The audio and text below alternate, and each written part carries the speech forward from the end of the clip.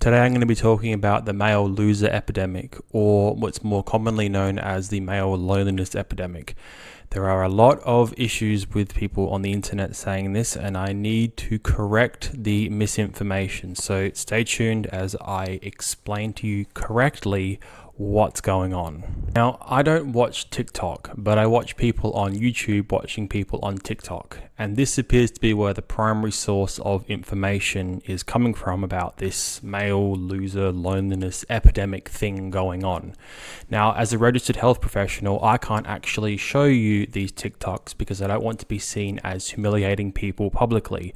So I will just summarize the main arguments that I have observed vicariously through these YouTube videos. So the basic idea is as follows. Apparently, across the entire planet, men are experiencing loneliness. Apparently, all 4 billion or so of us are experiencing loneliness. And apparently, by logical extension, we are also all losers. Now, that doesn't really logically fit, but let's just suspend a bit of disbelief for a second in order to understand the situation.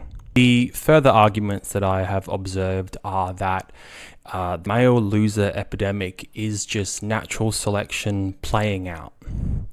Now, people that say this don't know what natural selection is, so allow me to explain to you what natural selection is. In order for a phenomenon to meet the natural selection criteria, 3 things must happen. There must be a trait that varies within the population. Those variations must be inheritable, and that inheritance is causing a reduction in the population of the people that got the trait. So, for example, let's take the number of eyes, as in eyeballs, as an example to illustrate the point. Let's say that some men have 2 eyes and some men have 3 eyes. Then let's further say that that is inherited. So it's given to the children. So some kids will be born with 2 eyes and some will be born with 3. I guess you can imagine the 3rd eye here, they might look like an alien. Then let's say that for some reason the people with 3 eyes just cannot find a mate. They go on the dating apps and they just cannot find anyone that will fall in love with them. Eventually, the people with 3 eyes are unable to reproduce, they won't have children, and therefore their trait of 3 eyeballs will be naturally selected out. That is natural selection. So the reason why the male loser epidemic doesn't meet this definition is because to be a male is not variation within a population. To be male is the population. The only other variance is female. So you cannot vary the male because there are no other variations. It's just male and female at the population level. So men don't meet the criteria right off the bat of variation within a population because there's only 2 variables at the population level, male and female. You see, I think people interpret natural selection as variation within a population, and it is. But the way that these TikTok people describe the situation is that it is a species-wide phenomenon. So what's happening is they're incorrectly applying natural selection, but it sounds logical. See, to apply it correctly, as the TikTokers would put it, you would really have to say something like hair color, for example. Or we could use the eye example that I used before, where some men might be born with flashing yellow hair for some reason, and some men might be born with just blonde or brown hair or whatever. And then you can do the chain of heritability, and does that make it harder for that person with the flashing hair to get a child? Have a mate or whatever, right? So that's why it might not make sense, the definition and the explanation I've given you, but that's because I'm applying the definition of natural selection properly.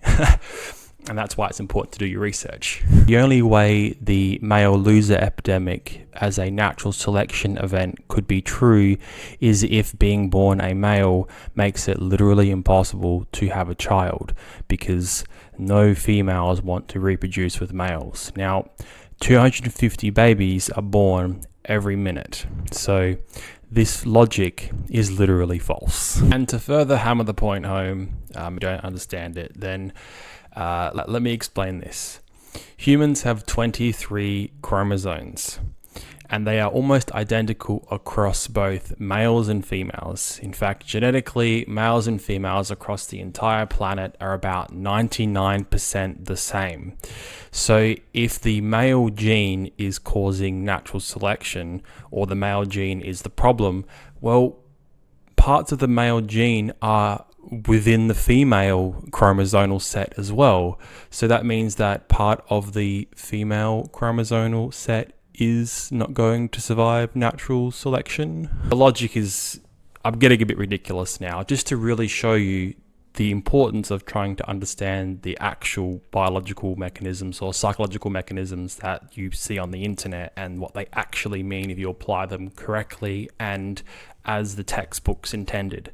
So if it's not a natural selection event that's causing this, then what is it? Well, other rationales from the TikTokers that I've come across is that men don't know how to open up. They are emotionally unavailable. So here's some data to invalidate that and show you that men's attendance to therapy is actually on the rise compared to whenever the data says, was it 2007, I think, compared till today. So that clearly shows that men are increasingly attending therapy and by extension opening up.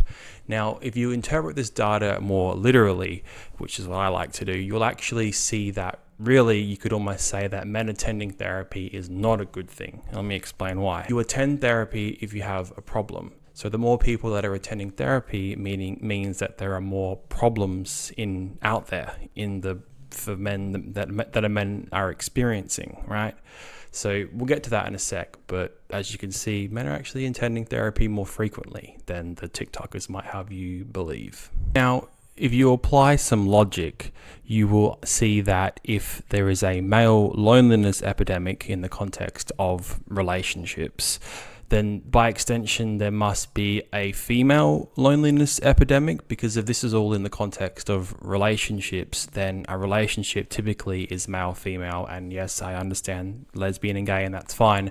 But just for the argument's sake, let's just say male-female. Then by extension, the same thing must be affecting females. And the data, as I'm showing here, actually confirms that, and that this loneliness sort of epidemic is not reserved to just males, but it appears to be a bit more species-wide. So I think this is where the central crux of the dilemma is. It's not an issue reserved just to men, and I think we should stop peddling this idea. This is actually a generational-wide phenomenon, and this is going to be my analysis of the situation. I'm not going to reference any data. So this is what I personally think is going on.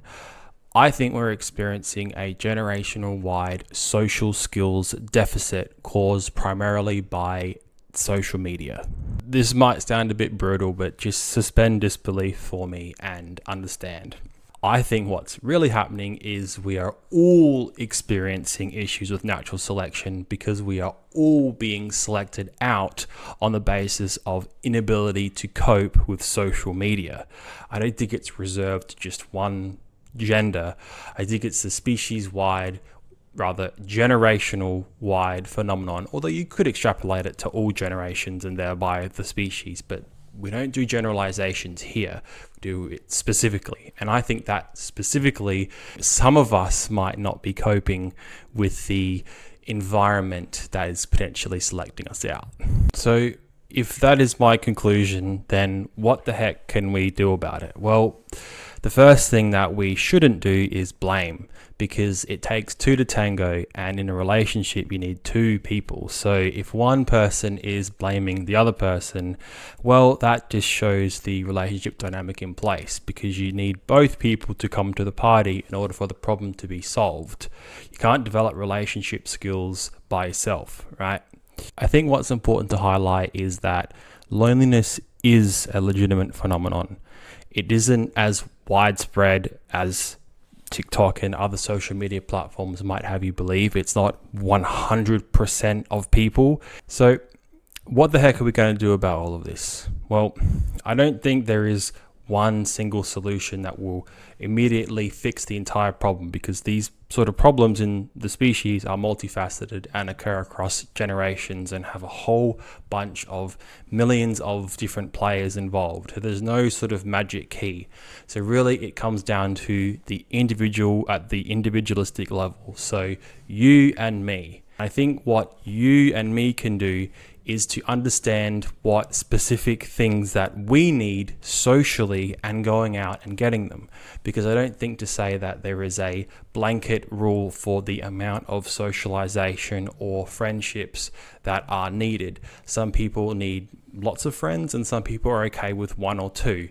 So it's more about deconstructing stigmas and applying a more individualistic, holistic framework to people. I hope that makes sense, and I hope you enjoyed this video. Thank you for watching, and subscribe for more.